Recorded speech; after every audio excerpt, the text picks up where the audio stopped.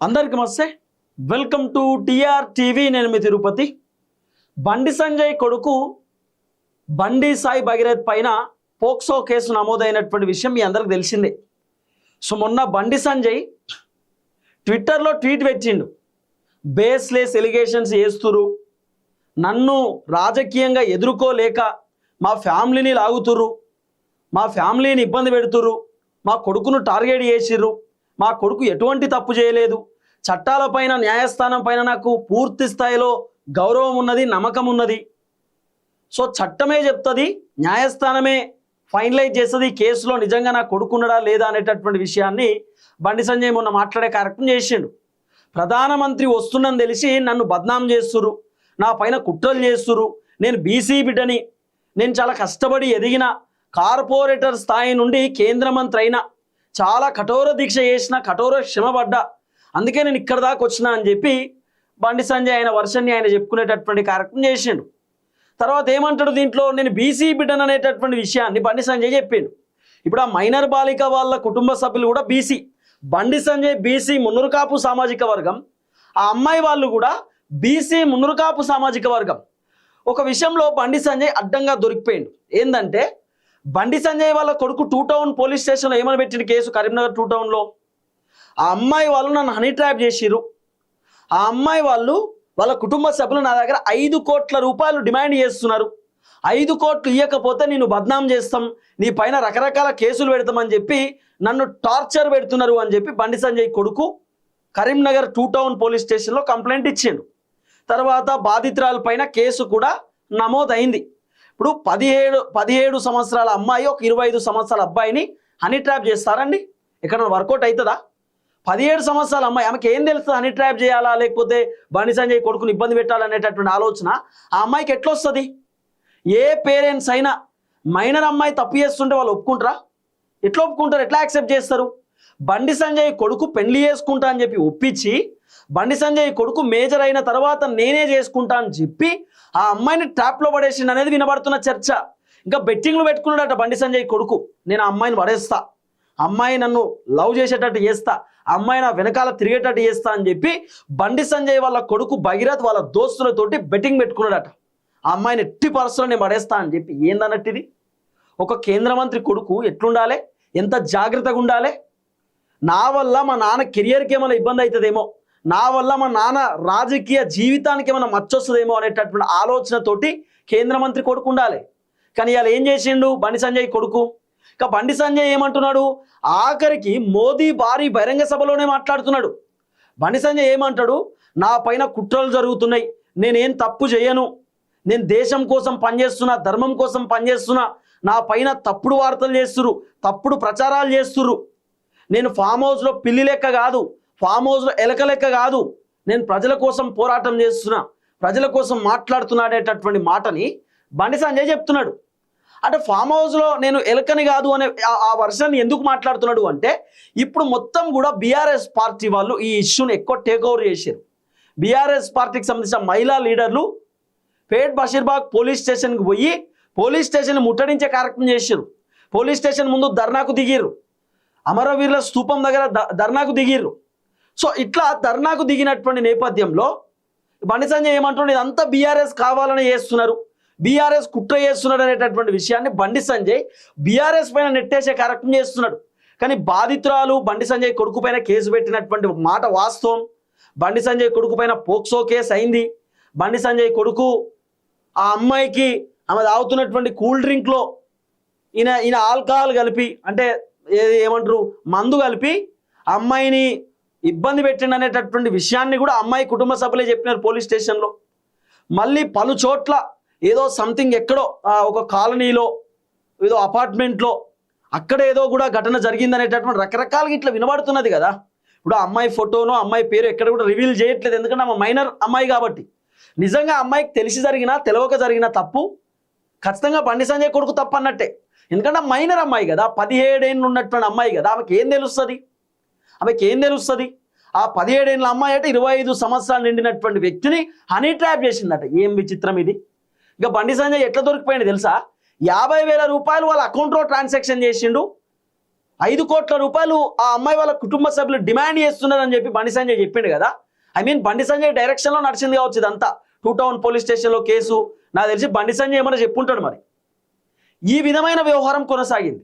అంటే దీన్ని బట్టి చూస్తే ఏమర్థమైంది చాలా క్లియర్గా నాకంటే, నాకు అర్థమైన విషయం ఏంటంటే రేవంత్ రెడ్డి బండి సంజయ్కి సపోర్ట్ చేస్తున్నాడేమో అనిపిస్తున్నది. ఓన్లీ నాకే కాదు, తెలంగాణ ప్రజలకు కూడా గట్లనే అనిపిస్తున్నది. ఇప్పుడు ముఖ్యమంత్రి రేవంత్ రెడ్డి హోమ్ మినిస్టర్గా ఉన్నాడు. మరి హోమ్ మినిస్టర్గా ఉన్నప్పుడు మరి బండి సంజయ్ కొడుకుని తీసుకుపోయి లోపటేయాలి కదా. అట్లీస్ట్ బండి సంజయ్ కొడుకు దగ్గర అసలు ఏంది ఏం కథ అని చెప్పి నిజాలు తెలుసుకునే కార్యక్రమం చేయాలి కదా, ఎంక్వైరీ చేయాలి కదా. రేవంత్ రెడ్డి ఎక్కడ కూడా ఎంక్వైరీ చేస్తాడు కనబడతలేడు. అసలు ఈ కేసు పైన రేవంత్ రెడ్డి ఎక్కడ పాజిటివ్ కనబడతలేడు. కారణం ఏంది? మన రేవంత్ రెడ్డి నిన్న ఏమంటాడు, నా ప్రియమిత్రుడు బండి సంజయ్ అని చెప్పి భారీ బహిరంగ సభలో రేవంత్ రెడ్డి ప్రధానమంత్రి ముందు మాట్లాడే కార్యక్రమం చేస్తున్నాడు. అంటే ఏందన్నట్టు 50,000 రూపాయలు మేము ఆ మహిళ బాధితురాలు కుటుంబానికి మేము ట్రాన్సాక్షన్ చేసినామని చెప్పి బండి సంజయ్ కొడుకు చెప్తున్నాడు కదా. అంత సీన్ లేదాడ. ఆ బాధితురాలు కుటుంబం well settled family, well settled, వాళ్ళ దగ్గర డబ్బులు ఉన్నాయి. కావాలంటే బండి సంజయ్కో 100 కోట్లు ఇవ్వమని ఇస్తారు. అన్ని పైసలు ఉన్నాయట వాళ్ళ దగ్గర.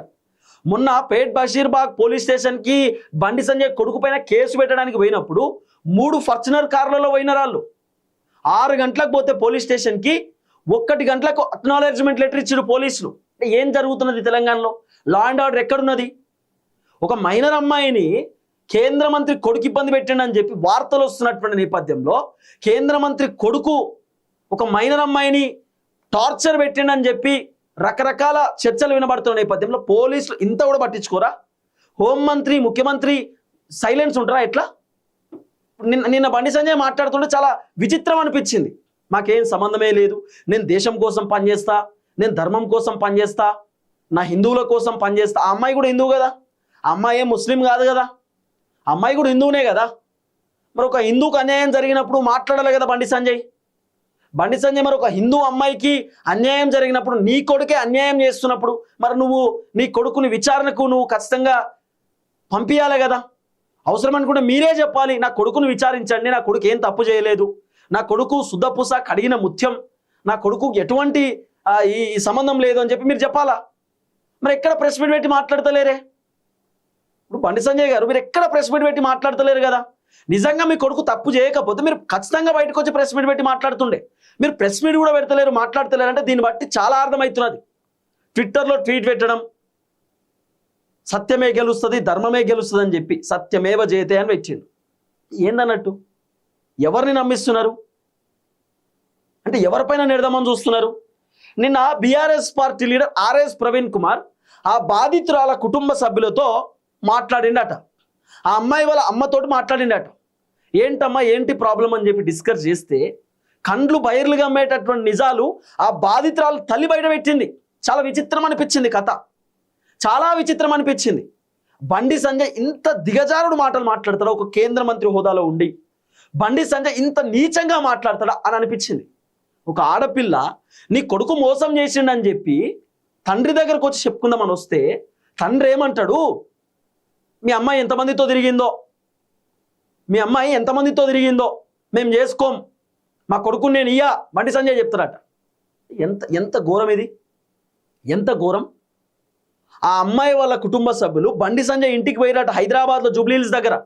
బండి సంజయ్ ఇంటికి పోతే బండి సంజయ్ అంటాడట కదా ఆ అమ్మాయి వాళ్ళ కుటుంబ సభ్యులకు, ఆ అమ్మాయి బండి సంజయ్కి మొత్తం ఇష్యూ చెప్పిందట. ఇగో మీ కొడుకు నన్ను ఇట్లా ఇబ్బంది పెట్టిన, అక్కడ తీసుకుపోయిండు, ఇక్కడ తీసుకుపోయిండు, నా దగ్గర ఫోటోలు ఉన్నాయి, వీడియోలు ఉన్నాయి, నా దగ్గర చాటింగ్స్ ఉన్నాయి, నా దగ్గర ఆడియోస్ ఉన్నాయి, ఇగో మీ కొడుకు నన్ను పెళ్లి చేసుకుంటా అని చెప్పిండు, మీ కొడుకు ఇట్లా నన్ను హక్ చేసుకున్నాడు, ముద్దు పెట్టుకున్నాడు, అట్లా ఇట్లా రకరకాలుగా చెప్పిందట బండి సంజయ్కి. అమ్మాయి ఇష్యూ చెప్పిందట. అమ్మాయి వాళ్ళ కుటుంబ సభ్యులు కూడా బండి సంజయ్కి మొత్తం ఇష్యూ చెప్పిరట.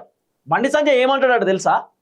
ఆ అమ్మాయి వాళ్ళ తల్లితోటి అంటాడట, వాళ్ళ నాన్నతోటి అంటాడట, మీ అమ్మాయి ఎంతమందితో తిరిగిందో నాకు తెలియదు, మీ అమ్మాయి ఎంతమందితో తిరిగిందో నాకు తెలియదు, మేము మాత్రం చేసుకోం, మా కొడుకుని నేను ఇయ్యా, మా కొడుకుని నేను మీ ఇంటికి ఇయ్యా, మీ అమ్మాయి మా ఇంటికి రాకూడదు, మేము చేసుకోం మీ అమ్మాయిని, ఇక మీ ఇష్టం. నేను అధ్యక్ష పదవిలో ఉన్నప్పుడు భారతీయ జనతా పార్టీ నా అధ్యక్ష పదవి తీసేసినప్పుడు నా కోసం 8 మంది చచ్చిపోయారు. నా పవర్ అట్లుంటుంది. నేను ఇప్పుడు కేంద్ర మంత్రిని. రేపటి రోజు మీకు ఏమైనా నాకు తెలియదు, ఏమన్నా జరగవచ్చు, జాగ్రత్త, ఏమనుకుంటారు అని చెప్పి వాళ్ళని బెదిరించి బాధిత కుటుంబాన్ని పంపించే కార్యక్రమం చేసిండు బండి సంజయ్. ఈ మాటలు ఒక ఆడపిల్ల నీ కొడుకు నన్ను మోసం చేసిండని చెప్పి బండి సంజయ్ ఇంటికి వస్తే నువ్వు ఎంతమందితో తిరిగినవో, మీ కూతురు ఎంతమందితో తిరిగిందని చెప్పి ఇట్లాంటి దిగజారుడు మాటలు మాట్లాడినటువంటి వ్యక్తి కేంద్ర మంత్రి. ఏం చెప్తాం?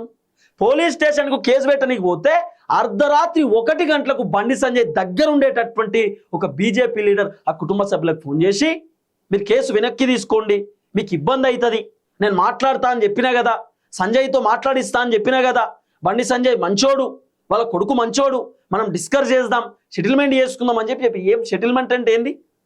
ఆడపిల్ల జీవితం ఆగం చేయడం సెటిల్మెంటా? ఇంకా నాకేం తెలియదు, బండి సంజయ్ చెప్తా, నాకేం తెలియదు, నాకేం అవసరం అండి, మేము చేయమండి అట్లా. మరి ఎవరు చేసిరు? కొన్ని వీడియోలు ఉన్నాయి, నేను చూపిస్తాను మీకు.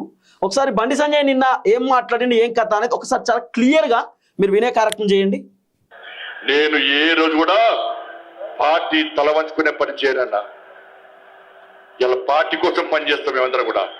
ప్రతి భారతీయ జనతా పార్టీ కార్యకర్త జై శ్రీరామ్, భారత్ మాతాకి జై అని నేను భారతీయ జనతా పార్టీ కార్యకర్తని చెప్పి తలెత్తుకొని సగర్వంగా తలెత్తుకునే విధంగా పనిచేస్తుంది తప్ప పార్టీకి తల వంచే పని చేయనన్నా. చాతగాని మూర్ఖులు, ధైర్యంగా రాజకీయంగా ఎదుర్కోలేని దద్దమ్మలు ఇలా ఏదో చేసి బండి సంజయ్ని గాని భారతీయ జనతా పార్టీని ఇబ్బంది పడితే నేను ఫామ్ హౌస్ లో ఎలుకని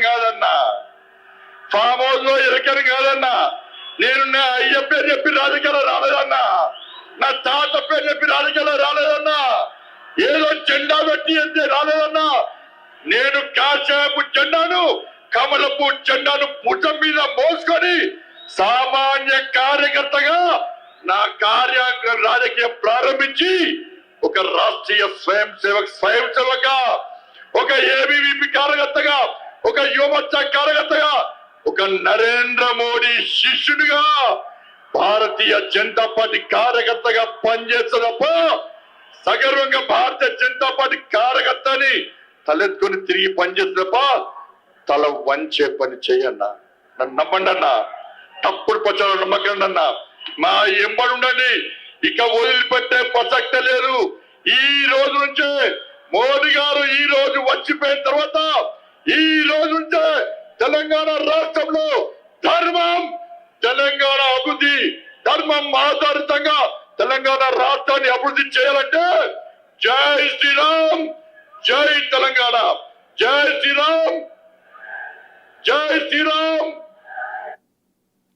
కదా బండి సంజయ్ అని చెప్తున్న మాట నాకు చాలా విచిత్రం అనిపించింది. మీరు నమ్మకండి అన్న అంటే చెప్తున్నాడు, నా కొడుకు పైన వస్తున్నటువంటి ఆరోపణలను నమ్మకండి చెప్పాలి కదా. డైరెక్ట్ మా కొడుకుని కావాలని ఇబ్బంది పెడుతున్నాను చెప్తే అయిపోతుండే కదా. ఇప్పుడు క్లియర్గా అదే వాళ్ళ కొడుకు గురించే మాట్లాడిండు. నన్ను ఎదుర్కొనే దమ్ము లేక నా పైన ఆరోపణలు చేస్తున్నారు, నా పైన తప్పుడుగా చెప్తున్నారు. ఎవరు చెప్తున్నారండి? మీడియా ఛానల్ చెప్తలేవు కదా, మాలాంటి వాళ్ళు మాట్లాడతలేరు కదా. బాధిత కుటుంబం వాళ్ళే క్లియర్గా చెప్తున్నారు, వాళ్ళే క్లియర్గా రాజకీయ నాయకులతో మాట్లాడుతున్నారు. మా కూతురుని ఇబ్బంది పెట్టిండు బండి సంజయ్ కొడుకు అని చెప్పి. ఇంకా మీరేమో నమ్మకండి అన్నా, అట్లా కాదన్నా, నేను ధర్మం కోసం పనిచేస్తున్నా, నేను తెలంగాణ కోసం పనిచేస్తున్నా, నేను దేశం కోసం పనిచేస్తున్నా, నేను మోదీ శిష్యుణ్ణి. మరి ఇప్పుడు మోదీ శిష్యుడు అని చెప్పి బండి సంజయ్ అని చెప్పిండు కదా. ప్రధానమంత్రి నరేంద్ర మోదీ ఎప్పుడైనా కర్రలతోటి దాడి చేయమని చెప్పిండు ఎవరినన్నా? కర్రలతో దాడి చేయండి, రాళ్ళు విసిరి రాళ్ళతో కొట్టండి, ఆఫీసులని ధ్వంసం చేయండి, వాళ్ళని వీళ్ళని కొట్టండి అని చెప్పి ఎప్పుడైనా ప్రధానమంత్రి చెప్పిండా? మోదీ సార్ చెప్పిండా? మరి బండి సంజయ్ పైన మాట్లాడిన వాళ్ళని ఇంటికి తీసుకుపోయి కొడతారు. బండి సంజయ్ పైన ఏదైనా తప్పులు జరుగుతున్నా ఏదైనా విమర్శలు చేస్తే పోయి ఆఫీసులు బద్దలు కొట్టుడు. బండి సంజయ్ని ఒక మాట అంటే ఏకంగా అధికార ఆఫీసే అంటే ప్రజల పైసలతో కట్టించినటువంటి ఎమ్మెల్యే క్యాంప్ ఆఫీస్ పోయి ఎమ్మెల్యే క్యాంప్ ఆఫీసు ధ్వంసం చేస్తారు. ఏందన్నట్టు? కర్రలతో సారీ చేయమని చెప్పిరా బండి సంజయ్ని? కర్రలు తీసుకుపోయి కొట్టండి తన్నండి అని చెప్పి బండి సంజయ్కి చెప్పిరా? ఎట్లా? ఇక ఆయన నిన్న సమర్థించుకునే కార్యక్రమం చేస్తున్నాడు, నా కొడుకు ఏం తప్పు చేయలేదు అని చెప్పి. మీ కొడుకు ఏం తప్పు చేయకపోతే బాజాబ్తా మీరే విచారణకు రమ్మని చెప్పండి. అధికారులు రండి విచారణకు, నా కొడుకు వస్తాడు, నా కొడుకుని 100% మీరు విచారణ చేయమని చెప్పండి. సో ఇప్పుడు బండి సంజయ్ ఏమంటున్నాడు, ఇంకో వర్షన్ ఏమి వినబడుతున్నారు, బండి సంజయ్ కొడుకుని డ్రగ్స్ టెస్ట్ కూడా చేయాలంటున్నారు.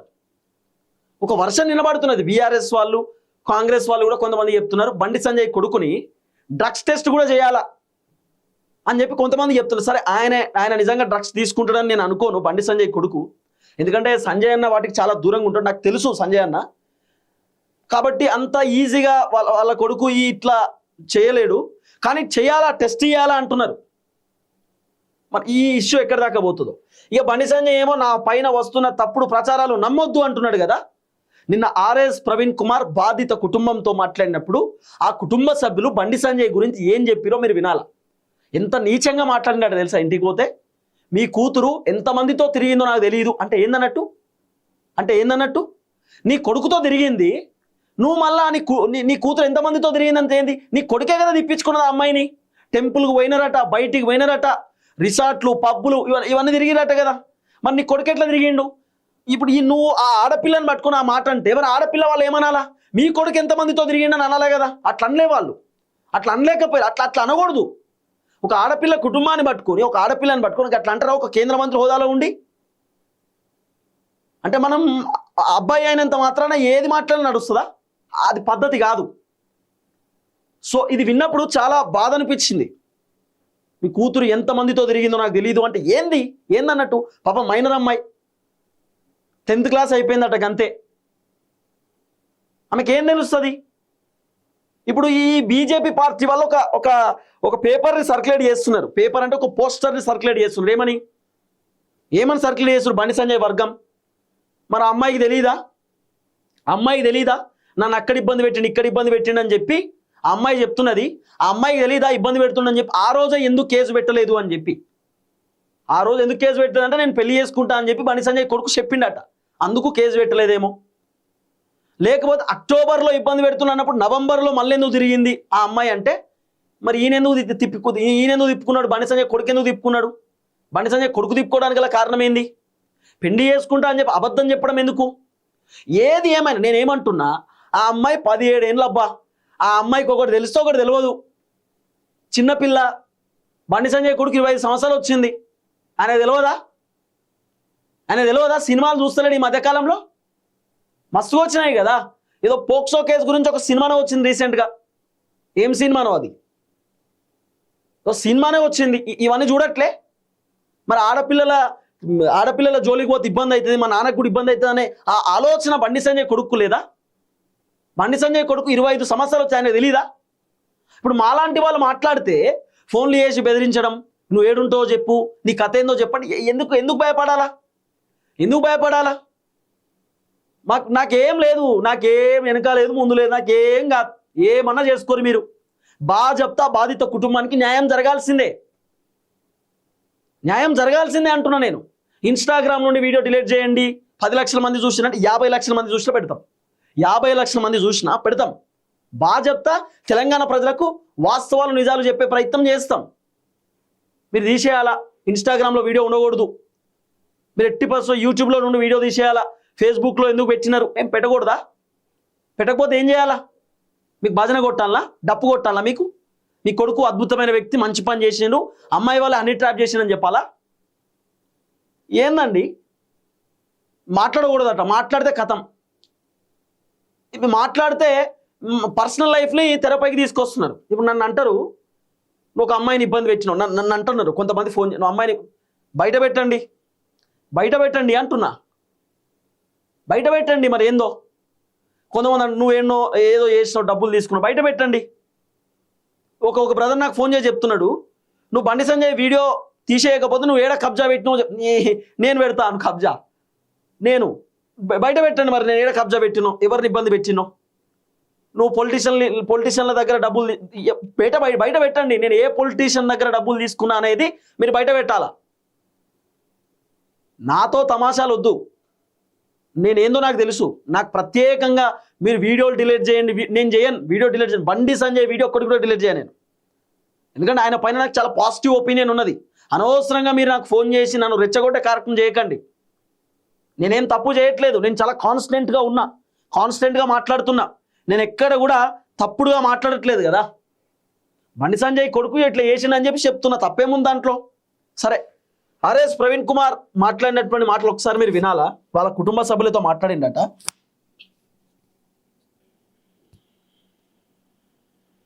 సంగప్ప అని ఒకప్పుడు V6 లో పనిచేసిన ఒక జర్నలిస్టు గత 3 సంవత్సరాల నుంచి బీజేపీలో అధికార ప్రతినిధిగా పనిచేస్తున్నారు. ఈ సంగప్ప గారు ఏప్రిల్ నెలలో 22 నుంచి 20వ తారీఖు మధ్యలో ఈ సంవత్సరం ఈ బాధిత కుటుంబం దగ్గరికి వెళ్ళి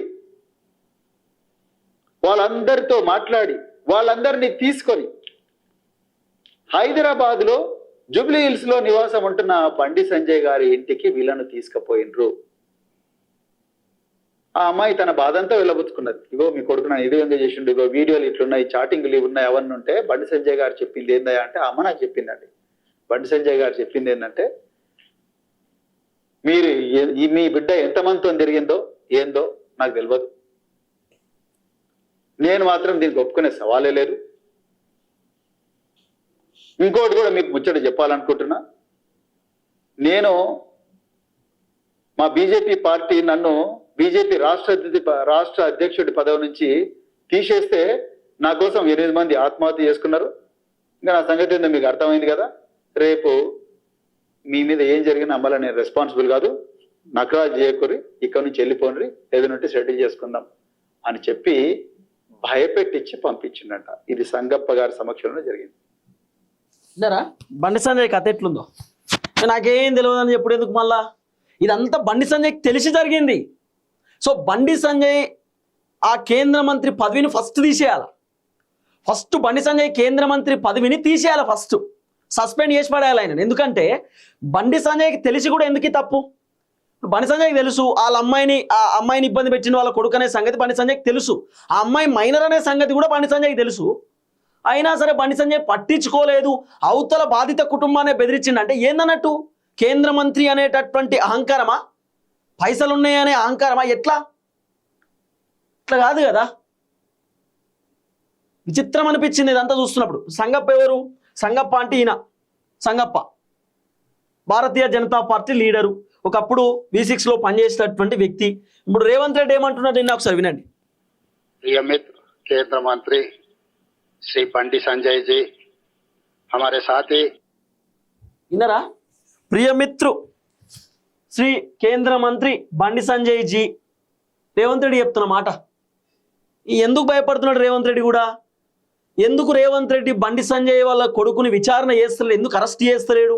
ఎవరైనా సామాన్యులు ఎవరైనా, సాధారణమైనటువంటి వ్యక్తులు ఎవరైనా ఓ ఆడపిల్లని ఇబ్బంది పెట్టిండంటే ఆయన పైన ఒకవేళ పోక్సో కేసు అయితే సామాన్యుల పైన తీసుకుపోయి ఇమీడియట్లీ జైల్లో పెడతారు, ఇమీడియట్లీ విచారణ అంటారు, ఇమీడియట్లీ లోపడేస్తారు. అంటే కేంద్ర మంత్రి కొడుకు అనేటటువంటి ఆలోచనతో ఇదంతా. కేంద్ర మంత్రి కొడుకుని ఏం చేయదు, కాపాడాలనే ఆలోచన ముఖ్యమంత్రికి ఏమన్నా ఉన్నదా? ఎందుకు విచారణ చేస్తలేరు? ఎందుకు భగీరథ్ని పట్టుకొచ్చి పోలీస్ స్టేషన్లో కూర్చోబెట్టి ఆయన దగ్గర ఎవిడెన్స్ తీసుకుంటలేరు? ఇప్పుడు ఇంకోటి ఏంది, ఇప్పుడు హనీ ట్రాపే చేసిరు అనుకుందాం, బండి సంజయ్ ఇంటికి ఆ బాధిత కుటుంబం పోయిందా పోలేదా? CCTV ఫుటేజ్ అయితే ఉంటుంది కదా కేంద్ర మంత్రి ఇంట్లో. ఆ CC ఫుటేజ్ని ఒకసారి వెరిఫై చేయండి. ఏ రోజు పోయినారు, ఏం కథ అనేది ఒక్కసారి CC ఫుటేజ్ బయటికి తీయండి. బండి సంజయ్ ఇంటికాడ ఉంటాయి కదా CC ఫుటేజ్లో. ఆ బాధిత కుటుంబం పోతే బండి సంజయ్ ఏం మాట్లాడిన ఏం కథ అనేది CC ఫుటేజ్ బయట తీస్తే అయిపోతుంది కదా. భగీరథ్ కాల్ డేటా తీయండి, బండి సంజయ్ కొడుకు కాల్ డేటా. బండి సంజయ్ కొడుకు కాల్ డేటాతో పాటు ఆ మెసేజ్లు ఏం చేసిండు, ఆ ఫోటోలు ఏంది, ఆ కథ ఏందో ఆయన ఫోన్లో వెరిఫై చేయండి. ఆ అమ్మాయి ఫోన్లో కూడా వెరిఫై చేయండి. మొత్తం డేటా బయటపడుతుంది కదా, ఎవరు తప్పు చేసిన ఏం కథ అనేది మొత్తం అర్థమైపోతుంది కదా. ఇలా ముఖ్యమంత్రి ఇంట్రెస్ట్ చూపిస్తలేడు. ముఖ్యమంత్రి ఆ అమ్మాయికి జరిగినటువంటి అన్యాయం పడి ఎక్కడ ఇంట్రెస్ట్ చూపిస్తలేడు. మేము ఆడబిడ్డల కోసం మేము ఉన్నాం, మహిళలను కోటీశ్వరులను చేస్తాం, ఏ ఆడబిడ్డకు చిన్న కష్టం రానియా, ఆడబిడ్డలకు నేను అన్నగా ఉంటా. రేవంత్ రెడ్డి చెప్తున్న డైలాగులు. మరి ఇప్పుడు ఒక మహిళ ఇబ్బంది పడుతుంటే మరి అండగా ఉండాల్సిన బాధ్యత రేవంత్ రెడ్డికి ఉంటుంది కదా. మరి ఏడబోయింది సార్? ఏడబోయిర్రు? ఏం మాట్లాడట్లేదేంది మీరు? ఒక ట్విట్టర్లో ట్వీట్ పెట్టట్లేదేంది బండి సంజయ్ కొడుకు ఇట్లా చేసిందని చెప్పి? ఎందుకు డిస్కస్ చేయట్లేదు? మాలాంటి వాళ్ళను బెదిరించడం ఎందుకు? మాలాంటి వాళ్ళను ఇబ్బంది పెట్టడం ఎందుకు? మెసేజ్లు పెట్టడం ఎందుకు? ఇక్కడికి రండి అక్కడికి రండి కలుద్దామని చెప్పడం ఎందుకు? సో ట్రాన్స్పరెంట్ విచారణ జరగాల, ఒక క్లియర్ కట్ విచారణ జరగాల ఈ అంశం పైన. ఎవరు తప్పు చేసిరు, ఏం కథ, ఎక్కడ ఏం జరిగింది ఏందనేది మొత్తం బయటకు రావాలా.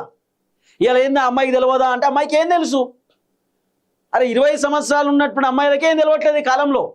20 years వచ్చిన తర్వాత కూడా అమ్మాయిలు చాలామంది అమాయకంగా ఉంటున్నారు. 17 ఏళ్ళ అమ్మాయికి ఏం తెలుస్తుంది? 17 ఏళ్ళ అమ్మాయికి హనీ ట్రాప్ అంటే తెలుసా? 17 ఏళ్ళ అమ్మాయికి ఏం అర్థమవుతుంది? బెట్టింగ్లు పెట్టుకున్నారట. అది కూడా ఆర్ఎస్ ప్రవీణ్ కుమార్ చెప్పింది నిన్న. బండి సంజయ్ కొడుకు బెట్టింగ్లు పెట్టుకున్నాడట. బండి సంజయ్ కొడుకు 1-2 కాదు, మస్తుగా చేసిండు. ఇట్లా మస్తుగానే బండి సంజయ్ కొడుకు పైన ఆరోపణలు అనేది రకరకాల వినబడుతున్న చర్చ. బండి సంజయ్ వాళ్ళ కొడుకు దోస్తులు కూడా కొంతమంది రకరకాలుగా మాట్లాడుకుంటున్నారు. బెట్టింగ్లు పెడతాడు, దోస్తాన్ చేస్తాడు, బెట్టింగ్లు అది ఇదని మస్తుగా మాట్లాడుతున్నారు. ఇవన్నిటిపైన విచారణ జరగాల. మేము ఎక్కడ కూడా బండి సంజయ్ని ఇబ్బంది పెట్టాలనో, బండి సంజయ్ని మేము టార్గెట్ చేయాలనే ఉద్దేశం మాకు లేదు. బండి సంజయ్ అన్న చాలా చిన్న స్థాయి నుండి ఎదిగినటువంటి వ్యక్తి, మేము గౌరవిస్తాం. సంజయ్ అన్న అంటే నాకు నిజంగా వ్యక్తిగతంగా చాలా ఇష్టం. ఎందుకంటే చాలా చిన్న స్థాయి నుండి ఎదుగుతూ పైకి వచ్చినటువంటి ఒక బీసీ బిడ్డ. మస్తు కష్టపడ్డాడు, పాదయాత్ర చేసిండు. బండి సంజయ్ని రకరకాలుగా బీఆర్ఎస్ గవర్నమెంట్ ఉన్నప్పుడు జైల్లో పెట్టిరు, ఇబ్బంది పెట్టిరు, డోర్లు బద్దలు కొట్టిరు. ఆ రోజు మేమే బండి సంజయ్ కోసం మాట్లాడినాం. ఆ రోజు బండి సంజయ్ కోసం మేము ఫైట్ చేసినాం. అరే ఒక అధ్యక్షుని పట్టుకుపోయి గట్టెట్లా మీరు చేస్తారు, ఎట్లా మీరు ఆ డోర్లు వలగొడతారు, ఏ విధంగా ఆయనను ఇబ్బంది పెడతారని చెప్పి ఆ రోజు మేము మాట్లాడినాం. బండి సంజయ్ ఎంపీగా గెలవడానికి మేము చాలా ప్రయత్నాలు చేసినాం. ఎస్, నేను ఓపెన్గా చెప్తున్నా. బండి సంజయ్కి నేను అవుట్ రైట్ సపోర్ట్ చేసిన. ఎలక్షన్ టైంలో చాలా వీడియోలు చేసిన. నా ఇన్స్టాలో, యూట్యూబ్లో కొడతా మీకు వస్తాయి. బండి సంజయ్ ఈ తెలంగాణకు ముఖ్యమంత్రి అవ్వాలని కూడా నేను చాలాసార్లు చెప్పిన. కానీ ఇదంతా చూస్తుంటే మరి బండి సంజయ్ ముఖ్యమంత్రి అవుతాడా అనే ఒక డౌట్ కొడుతున్నది. కాబట్టి నేను సంజయ్ అన్న కూడా రిక్వెస్ట్ చేస్తున్నా, అదేందో చూడండి, విచారణకు హాజరుగమని చెప్పండి మీ కొడుకుని. అసలు ఎవరు తప్పు చేసిన ఏం కథ అనేది బయటకు వస్తే తెలుస్తుంది కదా. ఇప్పుడు బండి సంజయ్ అన్న చాలా అద్భుతమైన వ్యక్తి, క్లీన్ షీట్ పొలిటీషియన్. వాళ్ళ కొడుకు ఇట్లా తప్పు చేయలేదు అనిపిస్తే బండి సంజయ్ అన్న ఖచ్చితంగా అద్భుతమని అనుకుంటాం కదా. కానీ బండి సంజయ్ అన్న తన కొడుకును కాపాడుకోవడానికి ఇలాంటి మాటలు మాట్లాడితే ఎవరైనా ఇబ్బంది పడతారు. బాధిత కుటుంబం వస్తే ఎట్లా మాట్లాడాలండి? వాళ్ళతో స్టడీ చేసుకోవాలా? సరే చేద్దాంలేండి, నెక్స్ట్ ఇయర్ పెళ్లి చేద్దామని చెప్పాలా? అమ్మాయి కూడా బాగానే ఉన్నది. అమ్మాయి వాళ్ళ కుటుంబ సభ్యులు వెల్ సెటిల్డ్, డబ్బులు ఉన్నాయి, బిజినెస్లు ఉన్నాయి, చేసుకోవచ్చు. కానీ ఇంటికి వస్తే నీచంగా మాట్లాడడం. మీ అమ్మాయి ఎంతమందితో తిరిగిందో నాకు తెలియదు. ఏం మాటలు ఇవి? ఏందన్నట్టు ఈ మాటలు? అట్లా మాట్లాడతారు ఎవరైనా? మీ కొడుకుతోనే కదా తిరిగింది. అంటే మీ కొడుకుతో తిరిగినప్పుడు మీకు తెలియదా? అంటే మీ కొడుకుతో 2 సంవత్సరాలు జర్నీ చేసిందట ఆమె. దగ్గర 2 years అంటున్నారు, 2 years క్లోజ్నెస్ అంటున్నారు. ఏం మాటలు ఇవి? ఒక కేంద్ర మంత్రి హోదాలో ఉన్న వ్యక్తి ఇంకా బెదిరించడం, భయపెట్టడం, ఇవి కరెక్ట్ కాదు.